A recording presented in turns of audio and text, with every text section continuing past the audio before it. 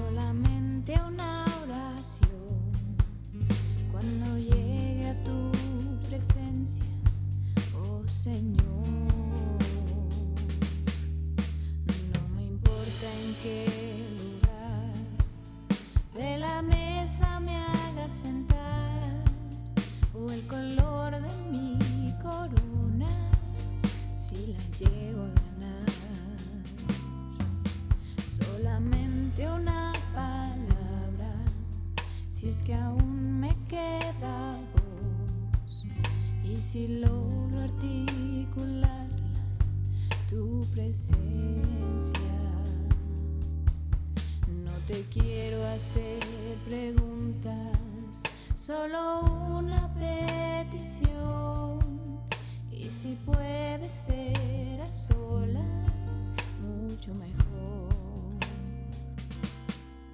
Solo déjame mirarte cara a cara y perderme como un niño en tu mirada, y que pase mucho tiempo y que nadie diga nada, porque estoy viendo al Maestro cara a cara. Que se ahogue mi recuerdo en tu mirada. Quiero amarte en el silencio y sin palabras,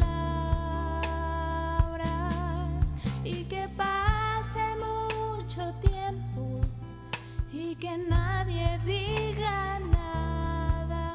Solo déjame mirarte cara a cara.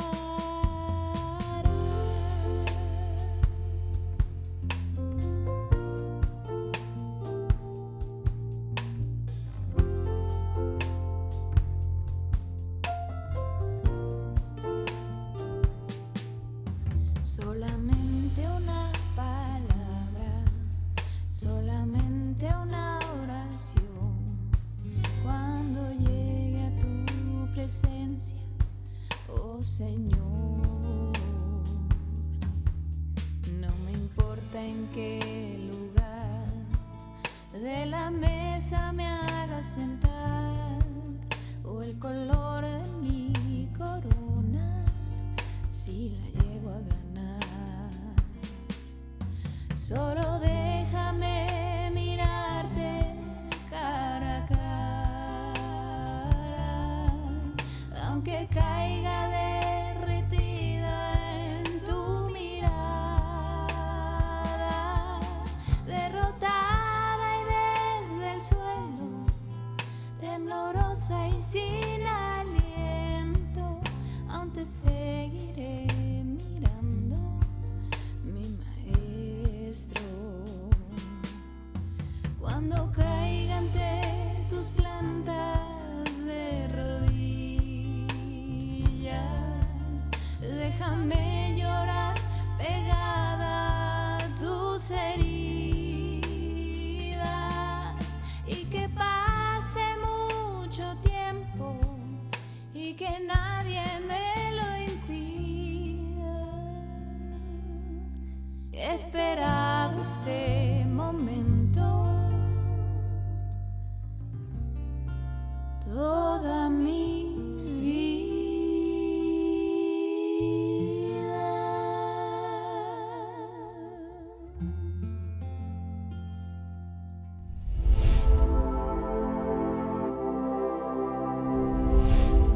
Hola, ¿qué tal? ¿Cómo están todos? Esperamos que estén muy bien, todos y cada uno de ustedes, que estén sanos, que estén bien, tranquilos, bendecidos, en paz. Nosotros estamos muy bien también, gracias al Señor. Y pues como siempre, a nombre de todo el equipo que hace posible la producción de todo este material, gracias por estar, por seguirnos. Como tú recordarás, según el Nuevo Testamento, los cristianos fueron personas que tuvieron una experiencia sobrenatural, pero con Dios. Un encuentro personal tanto espiritual como físico, con Jesucristo resucitado, con el Jesucristo vivo, que según la Escritura se nos dice que Jesucristo resucitó de los muertos. Y ese fue uno de los principales eventos, o el evento principal después de su resurrección, que según las Escrituras el Espíritu de Dios venía sobre los creyentes, sobre las personas, sobre los seres humanos. A eso la Biblia lo llama la conversión. En otras partes del Nuevo Testamento se nos dice que eso es un evento que también se denomina el nuevo nacimiento. En otra parte se refiere a él como la regeneración espiritual o la regeneración del espíritu. Entonces, estas primeras personas, primeros cristianos, tuvieron este encuentro personal con Dios, experimentaron este suceso espiritual en sus vidas. Pero lamentablemente eso ha cambiado al punto en el que hoy en día se llaman cristianos, pues caprichosamente casi cualquier persona, ¿no? Se les dice cristianos a personas que jamás han experimentado este encuentro con el Espíritu de Dios, con Jesucristo. Nunca han vivido esta experiencia sobrenatural. Y por lo tanto podemos darnos cuenta que en realidad estas personas no son cristianos. Se creen cristianos, se dicen ser cristianos, se autodenominan cristianos, pero a la luz de las Escrituras y de este evento principal, realmente no lo son. Entonces por eso decimos, y lo he dicho muchas veces y lo repito, ser cristiano es tener a Cristo. Ser cristiano es tener al Espíritu de Jesucristo en el interior. A mí me gusta decir incluso que ser cristiano es estar poseído por el Espíritu de Cristo. Sí, estoy seguro que me has oído en otras ocasiones decirlo de esa manera. Y bueno, si te interesa el tema, si tú que nos estás oyendo y que a lo mejor ni siquiera te consideras cristiano, yo te invito sinceramente a que le des una leída al Nuevo Testamento, pero con esta idea de encontrar estas evidencias en el Nuevo Testamento, particularmente del libro de los Hechos en adelante, del libro de Hechos hasta el final, hasta el libro de Apocalipsis, y corrobores y compruebes y constates que los cristianos eran personas que habían pasado o que pasaron por esta experiencia espiritual en la que el Espíritu de Dios venía sobre la persona y se manifestaba de muchas y muy diversas formas. Ahora bien, como ya hemos dicho también en otras ocasiones, y como sería de esperarse, cuando el Señor Jesucristo viene a vivir en el interior de un ser humano, cuando entra en la vida de una persona, esa persona, ese ser humano, es profundamente transformado. Experimenta una transformación sin precedentes. Y es el común denominador de aquellos que hemos pasado por esa experiencia. Esta transformación profunda que se vive, que se experimenta a causa de la presencia de Él en nuestro ser, en nuestra vida. Y mira, sinceramente no quiero ser exagerado, porque cuando uno exagera puede cometer errores graves. Pero en este caso debo decir que cuando Cristo entra en la vida de una persona, todo, absolutamente todo cambia en la vida de esa persona. Y lo que ocurre, mis queridos, es que la expectativa que adquirimos con la presencia de Jesucristo en nuestra vida, de la vida después de la muerte, de la vida eterna que Él nos prometió, eso es lo que cambia prácticamente todo. Ahí comienza todo. Cuando entendemos que lo que Jesucristo nos ofrece y nos regala y nos garantiza, cuando nosotros le recibimos y cuando Él viene a nuestra vida, esta vida eterna después de la muerte es la base, es el sustento de todo lo demás. Mira, te cito Juan capítulo 10, en donde el Señor Jesucristo dice claramente, Juan 10, 27 y 28, dice: mis ovejas oyen mi voz y yo las conozco y me siguen, y yo les doy vida eterna. Yo les doy vida eterna y no perecerán jamás. ¡Wow! No perecerán jamás, ni nadie las arrebatará de mi mano. Otro pasaje lo encontramos en 1 de Juan capítulo 5, versículo 12, en el que dice: el que tiene al Hijo tiene la vida, y el que no tiene al Hijo de Dios no tiene la vida. Estas cosas os he escrito a vosotros que creéis en el nombre del Hijo de Dios, para que sepáis que tenéis vida eterna, y para que creáis en el nombre del Hijo de Dios.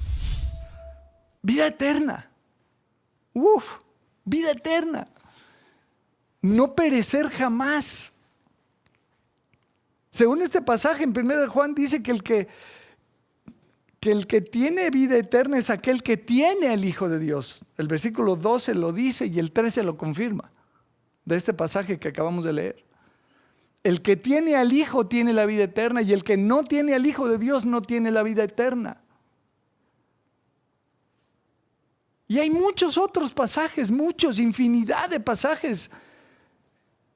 En serio te invito, quisiera incluso desafiarte a que leas el Nuevo Testamento con esta mentalidad, con estos lentes, con esta visión de descubrir cómo es que Jesucristo entra en la vida de una persona y lo primero que le da es la vida eterna. Esta garantía de seguir viviendo después de experimentar y de pasar por la muerte física. Y esta realidad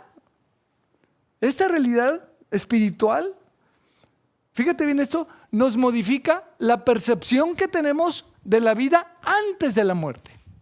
O sea, la garantía de vivir después de la muerte nos cambia por completo la perspectiva y el enfoque y las prioridades de la vida antes de morir. Y es ahí donde se presentan los cambios, ¿no? Y es a causa de su presencia, de la presencia del Señor, que experimentamos un cambio de valores, de prioridades. Fíjate, algunos ejemplos: el matrimonio. Ahora consideramos nosotros, después de la venida de Jesucristo en nuestra vida, lo consideramos honroso el matrimonio. Maravilloso. Wow. La paternidad. El Señor nos ha enseñado que los hijos son una herencia de Dios. Yo podría decir que mis dos hijas son de la cosa más maravillosa que me ha pasado en la vida, hasta el día de hoy, 30 años después de haber tenido mi primera hija. El trabajo. El Señor nos ha mostrado un montón de principios y de cosas relacionadas con el trabajo. Dice que trabajemos con nuestras manos para que tengamos que compartir con el que padece necesidad. Y que si alguno no quiere trabajar, tampoco coma. Y una serie de principios relacionados. El tiempo. Dice, aprovechando bien el tiempo, porque los días son malos. La iglesia, se nos dice que, no el templo, ¿verdad? No hablando del edificio, que es la casa de Dios. Y entonces la congregación de Dios, el pueblo de Dios, la gente de Dios adquiere una dimensión distinta. Tenemos una actitud diferente, entendemos una cosa distinta de la iglesia. Ya no es el templo, ya no es el concepto, ya no es la religión, es la gente, son las personas, es el pueblo de Dios. Y si hablamos del dinero, wow. Raíz de todos los males es el amor al dinero. Y entonces nos ha cambiado brutalmente la percepción y el entendimiento y la comprensión de lo que el dinero es. Y si hablamos de la sexualidad, que os apartéis de fornicación, dice el Señor. Que os apartéis de fornicación. Cualquier actividad sexual fuera del matrimonio es considerado como fornicación en las Escrituras. Podríamos hablar también de la salud. He compartido con ustedes y hemos visto, hemos analizado y estudiado muchas veces aquel texto que dice que el corazón apacible es la vida de la carne. Y la salud es un tema maravilloso, increíble. Podríamos hablar del perdón. De la manera que Cristo nos perdonó, así también debemos perdonar nosotros a los demás. Y en el perdón hay una liberación espiritual y emocional y física sin precedentes. Hay incluso análisis clínicos que demuestran cómo cuando arreglamos nuestras relaciones personales rotas y emproblemadas, nuestro cuerpo recibe una cantidad de beneficios increíbles. El cáncer por ahí está ligado con ese tipo de problemas. Podríamos hablar del futuro también. El futuro, ¿no? Se nos dice que debemos esperar el regreso de nuestro Señor Jesucristo, la venida y nuestra reunión con Él. De eso hablábamos la semana pasada. Y así podría seguir yo citando cualquier cantidad de asuntos y de experiencias de la vida que han sido tocadas, transformadas, afectadas profundamente a partir de que Jesucristo entró en nuestras vidas. Entonces, como digo, nos ha cambiado la perspectiva de la vida eterna, de la vida después de la muerte, pero este cambio y esta garantía y esta seguridad que tenemos de que vamos a vivir con Él por la eternidad, nos afecta en nuestro día a día. Y todo nuestro entorno y toda nuestra vida cambia y todo nuestro enfoque de las cosas y del ir y venir, del subir y bajar, de todo lo que hacemos, del entrar y salir, todo eso cambia por la presencia de Jesucristo en nuestra vida. Entonces puedo decir que un ser humano sobre el que el Espíritu Santo, el Espíritu de Jesucristo ha venido, experimenta una profunda transformación. Ya lo hemos dicho muchas veces, no puede seguir siendo el mismo. Dice la Escritura que hemos pasado de muerte a vida. Entonces, de esta forma, quiero, y estoy seguro que vas a sentir conmigo, quiero decir claramente que la nueva vida que tenemos las personas que hemos recibido el Espíritu de Dios es maravillosa. Es una vida increíble, es una vida fascinante, es una vida wow.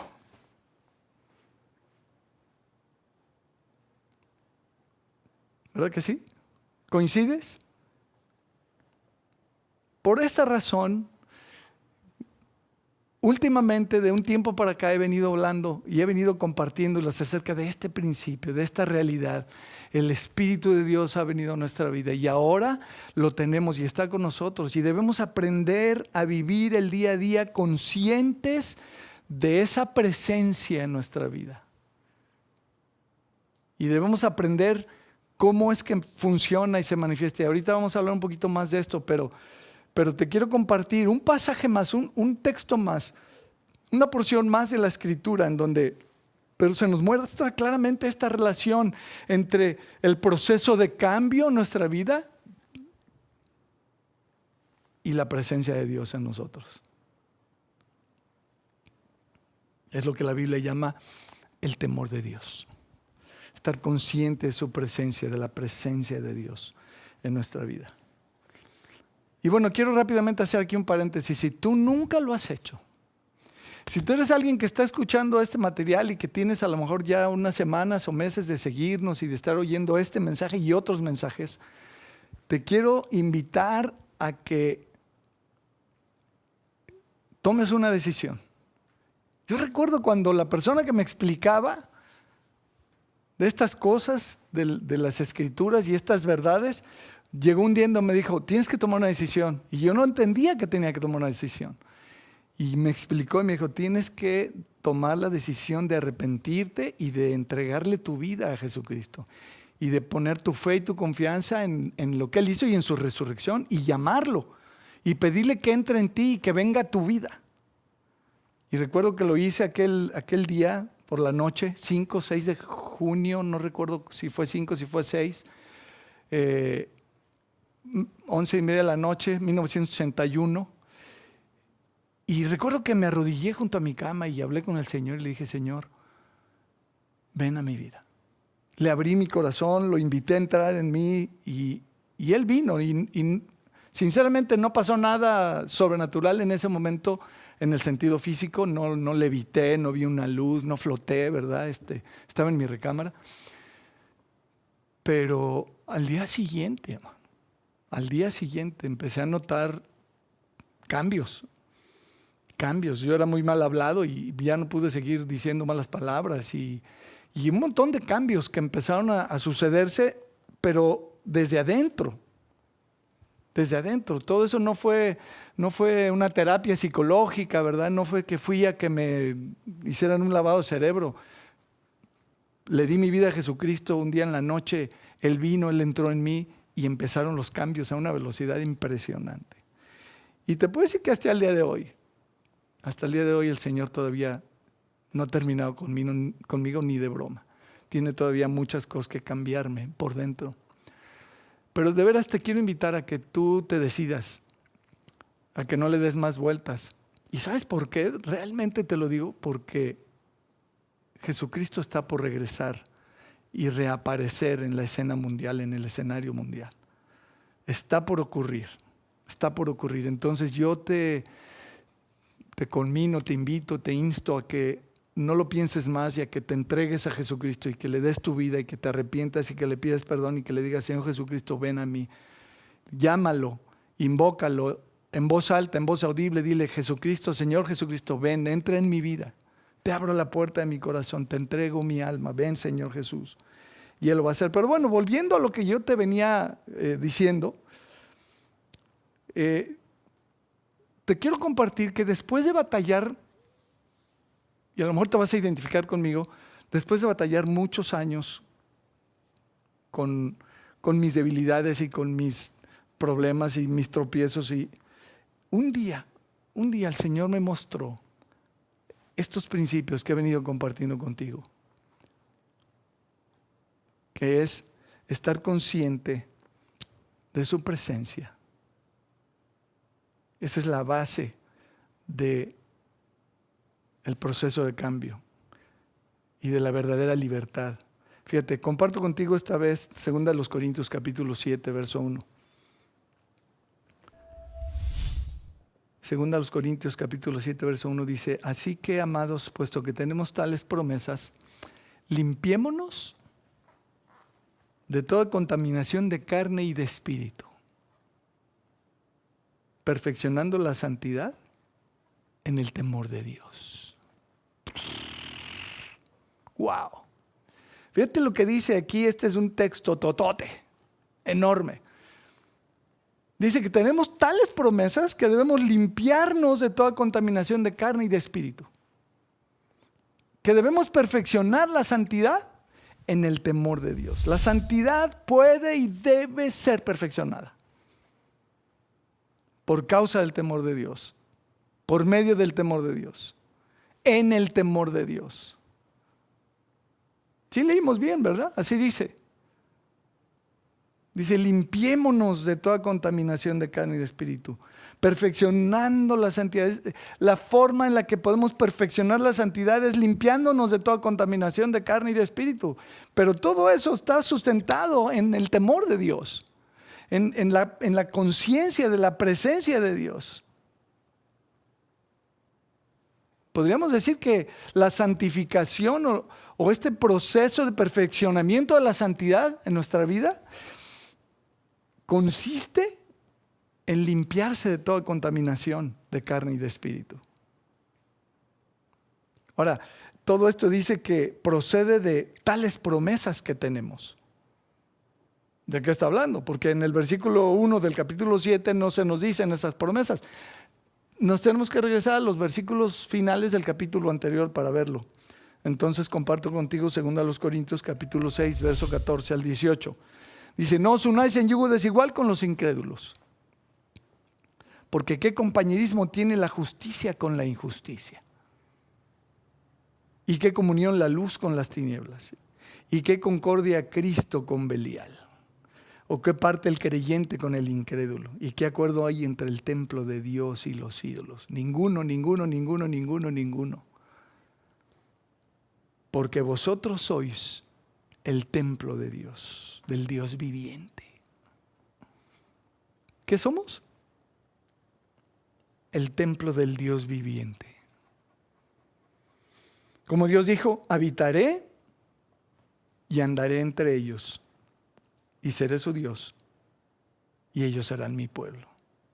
Por lo cual salid en medio de ellos y apartaos, dice el Señor, y no toquéis lo inmundo, y yo recibiré. Y seré para vosotros por padre, y vosotros me seréis hijos e hijas, dice el Señor Todopoderoso. Aquí se nos dice, mis amados, que ahora somos el templo del Dios viviente. Dice aquí que Él prometió habitar y andar entre nosotros y ser nuestro Dios y nosotros su pueblo. Ha sido más claro. La promesa de Dios es que Él viene a vivir en nuestras vidas, a habitar en nosotros, a andar entre nosotros y convertirse en nuestro Dios y convertirnos Él a nosotros en su pueblo, por lo cual salid en medio de ellos y apartaos, dice el Señor, y no toquéis lo inmundo. Es decir, y ahí está hablando de este proceso de santificación, de salir del mundo, de dejar las cosas mundanas, de dejar el pecado. Y seré para vosotros, a vosotros por padre, dice. Y seré para vosotros por padre, y vosotros me seréis hijos e hijas. ¡Wow! Tiene implicaciones increíbles este asunto. ¿Y quién lo dice? Dice el Todopoderoso. La presencia de Dios en nosotros es una realidad. Somos el templo del Dios viviente. Y esa es la promesa que Dios nos hizo, venir a vivir con nosotros, en nosotros, y ser nuestro Dios, y ser nuestro Padre. Y tenemos como nuestro Dios y como nuestro Padre al Todopoderoso, viviendo en nosotros.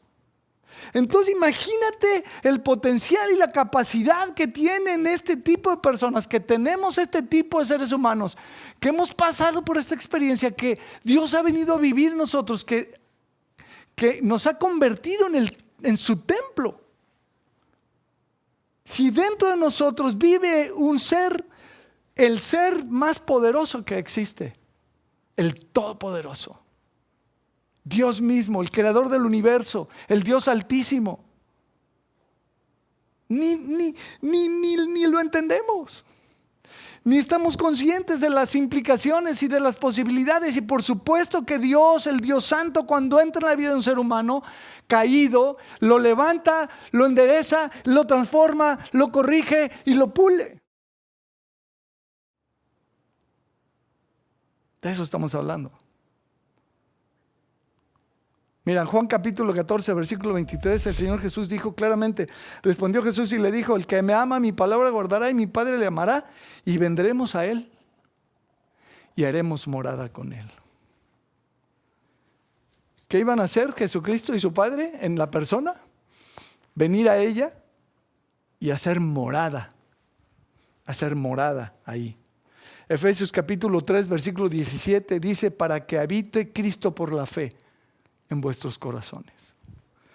Para que habite Cristo por la fe en nuestros corazones. Otro texto está en Romanos capítulo 8, verso 9, y este lo he leído muchas veces y lo voy a seguir leyendo, hermanos. Lo voy a seguir leyendo y no me voy a cansar de insistirte y de exponerte a esta verdad. Dice, versículo 9, capítulo 8 de Romanos, mas vosotros no vivís según la carne, sino según el Espíritu. Si es que el Espíritu de Dios mora en vosotros, si es que el Espíritu de Dios mora en vosotros, existe la posibilidad de que no esté morando en nosotros. Y si alguno no tiene el Espíritu de Cristo, no es de Él. Hay personas que no tienen el Espíritu de Cristo en ellas. Ya vemos otras personas que sí tenemos el Espíritu de Cristo en nosotros. Versículo 10, pero si Cristo está en vosotros, y esta es la realidad espiritual maravillosa de la que estoy hablando. Si Cristo está en nosotros, Cristo está en ti. Si no lo tienes, tenlo, invítalo, ríndete, pídele, hazlo. Y si ya lo tienes, dice acá, el cuerpo en verdad está muerto a causa del pecado, mas el espíritu vive a causa de la justicia. Tenemos una vida nueva, impresionante. Nuestro espíritu ahora está vivo. Versículo 11, y si el espíritu de aquel que levantó de los muertos a Jesús mora en vosotros, el que levantó de los muertos a Cristo Jesús vivificará también vuestros cuerpos mortales por su espíritu que mora en vosotros. Y ya estamos hablando de resurrección, y estamos hablando de la vida nueva, y estamos hablando del momento después de la muerte, o estamos hablando del momento cuando Jesucristo reaparezca. Nuestro cuerpo va a ser vivificado, porque dice que el espíritu que levantó a Cristo de los muertos es el que nos va a levantar a nosotros también de entre los muertos. Entonces, fíjate mi hermano, el efecto que tienen las promesas de Dios en nuestra vida, porque dice, porque puesto que tenemos tales promesas, limpiémonos de toda contaminación de carne y de espíritu, perfeccionando la santidad en el temor de Dios.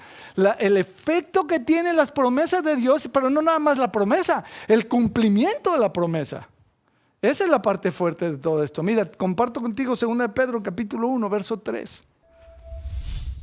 2 Pedro 1:3 dice, como todas las cosas que pertenecen a la vida y a la piedad nos han sido dadas por su divino poder, mediante el conocimiento de aquel que nos llamó por su gloria y excelencia, por medio de las cuales nos ha dado preciosas y grandísimas promesas.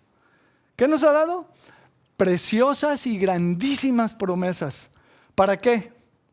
Para que por ellas, ¿cuáles? ¿Quiénes? Las preciosas y grandísimas promesas, llegásemos a ser participantes de la naturaleza divina, habiendo huido de la corrupción que hay en el mundo a causa de la concupiscencia. Santificación, santidad, pureza, transformación, cambio, limpieza, habiendo huido de la corrupción que hay en el mundo a causa de la concupiscencia, el deseo desordenado de las personas que se vuelcan a satisfacer y llenar y cumplir todos sus placeres y sus anhelos y sus deseos, es la concupiscencia. Dice que llegamos a ser participantes de la naturaleza divina. ¡Wow! Piénsalo un momento, la naturaleza humana versus la naturaleza divina. ¿Cuál te parecería mejor? ¿Cuál te parecería la más atractiva, la más beneficiosa, la más transformadora? La más todo, la naturaleza divina. Claro, si Dios ha venido a morar en nosotros, si nuestro cuerpo ahora es el templo del Dios viviente, por supuesto que ahora tenemos esta naturaleza divina en nuestro interior, conviviendo todavía con la naturaleza humana. Porque Él es Dios, nosotros no, somos hombres. Esta presencia lo cambia todo. Entonces, mira, hablando de limpiarnos, necesitamos entender, yo creo que todos sabemos lo que es limpiar algo sucio, ¿no? ¿Sí o no? Sí, ¿verdad? Todos sabemos lo que es limpiar algo. Limpiémonos de toda contaminación. Necesitamos entender que debemos alejarnos de cualquier cosa que contamine nuestro cuerpo o nuestro espíritu, dice. Limpiémonos de toda contaminación de carne y del espíritu. Esto quiere decir que debemos ser cuidadosos de cualquier cosa que le metemos a nuestro cuerpo. ¿Sí o no? ¿Verdad que sí? Cualquier cosa que nos pudiera contaminar, y no nada más estamos hablando de comida, chécalo, de comida, de bebida, pero de otras cosas. De sustancias diversas, de medicamentos, de vacunas, de cochinadas, de drogas que pudiéramos estarle metiendo a nuestro cuerpo. Limpiémonos de toda contaminación de carne. Limpiemos nuestros cuerpos. Cuidémonos. Es parte del proceso de santificación. Es parte de lo que debemos hacer. A nosotros se nos pide que lo hagamos. Limpiémonos. Ya estamos limpios delante de Dios. Nuestros pecados han sido lavados por la sangre de Jesucristo. Pero ahora nos toca a nosotros limpiarnos de lo que nos contamina físicamente. Hay cosas que nos contaminan físicamente. Veo cristianos a montones con cuerpos muy contaminados por todas las cochinadas que se meten. Pero luego dice también, limpieza espiritual. Y en vuestro espíritu, dice. De carne y de espíritu. Y aquí estamos hablando de todo lo que nos metemos espiritualmente. Todo lo que leemos, todo lo que vemos, todo lo que escuchamos, cualquier cosa que nos pueda contaminar por dentro, que nos pueda contaminar la mente, que nos pueda contaminar el alma, que nos pueda contaminar el espíritu. La televisión hoy en día, el internet. ¡Wow! Increíble. Limpiémonos. Pero mira, principalmente debemos limpiar lo que sale de nuestra boca. Porque cuando el Señor Jesús estuvo aquí en la tierra, les dijo a las personas con las que interactuó, les dijo, lo que entra por la boca no es lo que contamina el espíritu del hombre, es lo que sale. Porque del corazón sale todo lo malo. Los malos pensamientos y los adulterios y los hurtos y la envidia y las blasfemias. Y todo sale de adentro y el problema es lo de adentro. Y lo que debemos cuidar es lo de adentro. Debemos limpiar también nuestro espíritu, la parte interior. Mira, como un ejemplo, 1 Corintios capítulo 15, versículo 33. Nos dice, no erréis, las malas conversaciones corrompen las buenas costumbres. Hay cosas de las que no conviene conversar. Hay cosas que no conviene que digamos, porque lo que sale de nuestra boca puede corromper nuestras costumbres. ¡Qué fuerte! Es un principio tototote. Estúdialo. Mucho cuidado con lo que sale de nuestras bocas, porque eso sí nos contamina, dijo el Señor. Así que mira, el temor de Dios, mis queridos, tiene el propósito de que nos apartemos del pecado. Ese es el punto en el que me quiero quedar. Mira, vamos a Éxodo capítulo 20. Chécate este texto conmigo, Éxodo 20, 18, dice, todo el pueblo observaba el estruendo y los relámpagos y el sonido de la bocina y el monte que humaba, y viéndolo el pueblo temblaron y se pusieron de lejos. Dios está manifestando su presencia delante del pueblo físicamente en un monte, en la cumbre de un monte. Y dijeron a Moisés, habla tú con nosotros y nosotros oiremos, pero no hable Dios con nosotros para que no muramos. Les dio miedo la manifestación impresionante, los relámpagos. Yo creo que sí te ha tocado estar cerca de un relámpago cuando cae. Cómo te hace brincar, es un susto horrible, ¿no? Como truena durísimo. Y así estaba el monte tronando, humeando, un estruendo, los relámpagos, sonido de bocina, una cosa muy impresionante, dice la Escritura. Versículo 20, y Moisés respondió al pueblo, no temáis. Me encanta la Biblia, hermanos, porque para probaros vino Dios y para que su temor esté delante de vosotros, para que no pequéis. ¿Para qué se manifestó Dios de una manera tan impactante delante de los ojos del pueblo? Pues para que su temor, el temor de su presencia estuviera delante del pueblo, para que no pecara. Y si te acuerdas de este otro texto de Proverbios 16:6 que dice que con misericordia y verdad se corrige el pecado y con el temor de Dios los hombres se apartan del mal. Este es el principio más poderoso que yo he experimentado y muchos otros conmigo de transformación. Este es el único principio de una victoria real y permanente sobre las adicciones, sobre las debilidades, sobre el pecado, sobre la locura, sobre la carnalidad. La presencia de Dios, el temor de Dios, el tener respeto y conciencia clara de que el Señor está con nosotros. Entonces, en conclusión, concluyo y termino. hablando de la presencia de Dios y del temor de Dios, solo existen dos posibles estados: prendido o apagado. ¿Sabías eso? ¿Sabías eso? Yo creo que no. Algunos de ustedes no están conscientes. O estás lleno del Espíritu Santo, o el Espíritu Santo está apagado y está contristado en tu interior. Y esta es la realidad que he podido corroborar por años, en mi propia vida y en la vida de otros.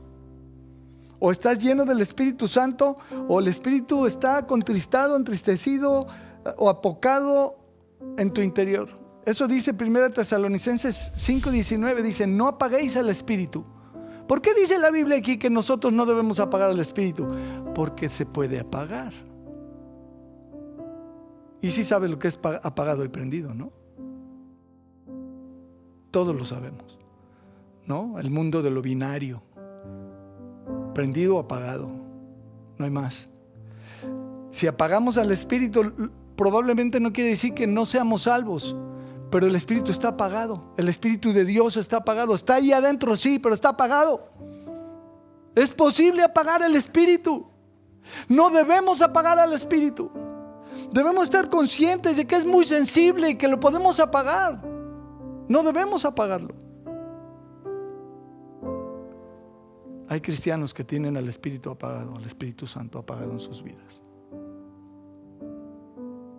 Efesios capítulo 4 versículo 30 dice: y no contristéis al Espíritu Santo de Dios, con el cual fuisteis sellados para el día de la redención.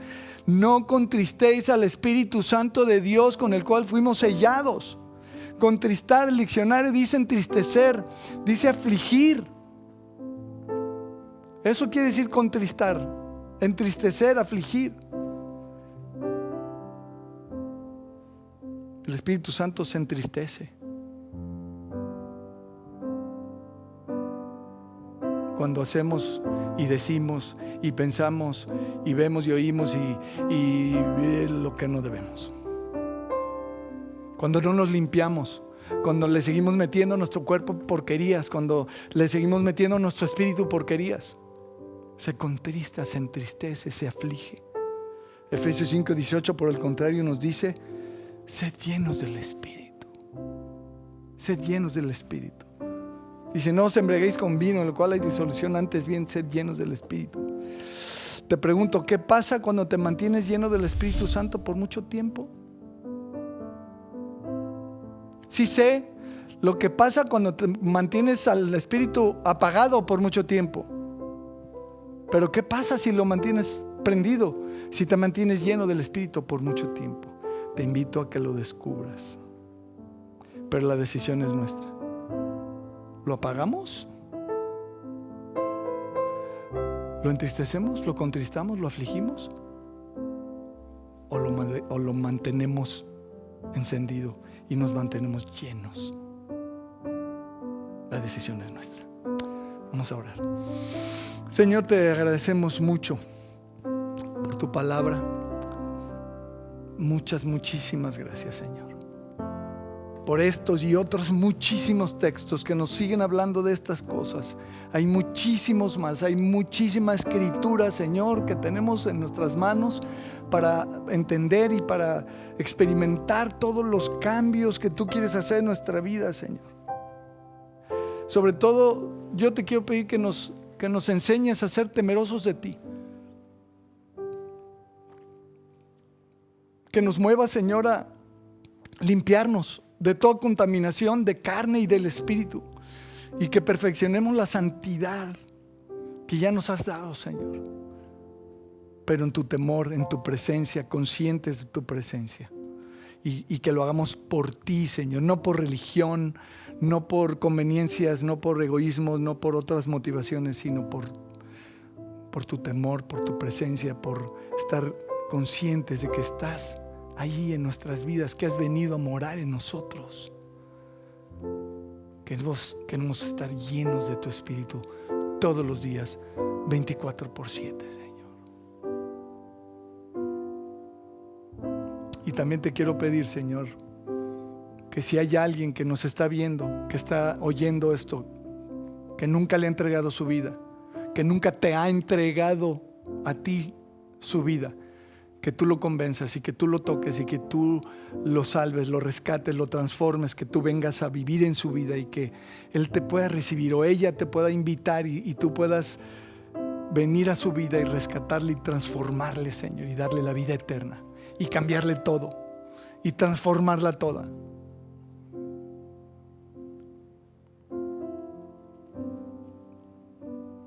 Haz esto, Señor, que tú sabes hacer y que solo tú puedes hacer.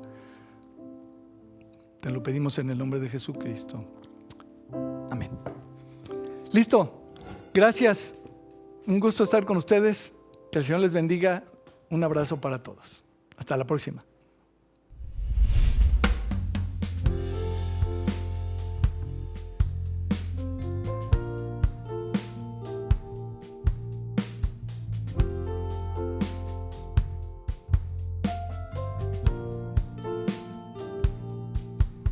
Solamente una palabra, solamente una oración.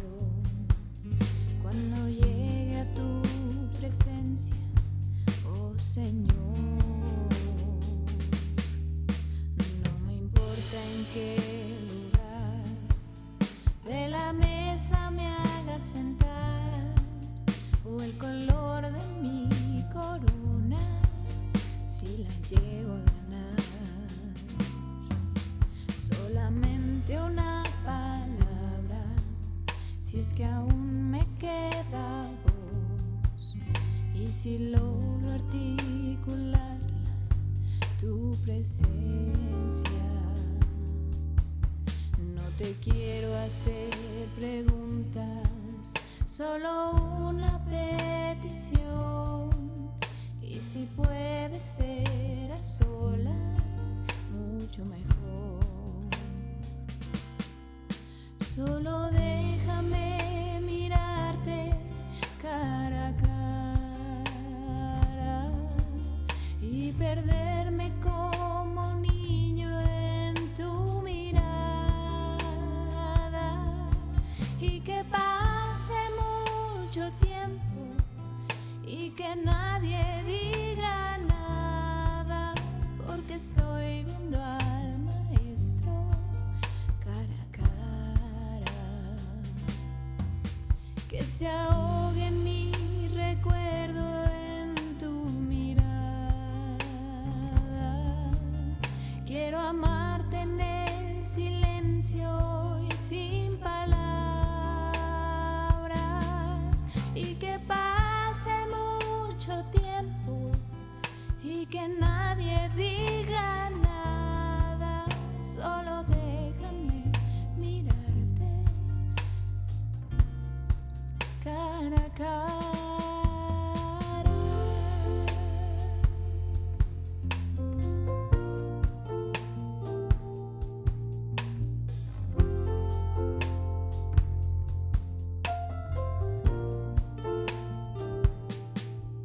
Solamente una palabra, solamente una oración. Cuando llegue a tu presencia, oh Señor, no me importa en qué lugar de la mesa me hagas sentar o el color de mi corona, si la llego a ganar. Solo déjame mirarte cara a cara, aunque caiga derretida en tu mirada,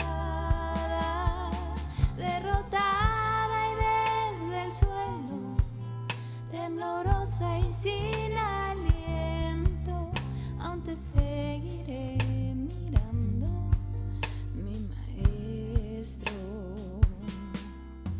Cuando caiga ante tus plantas de rodillas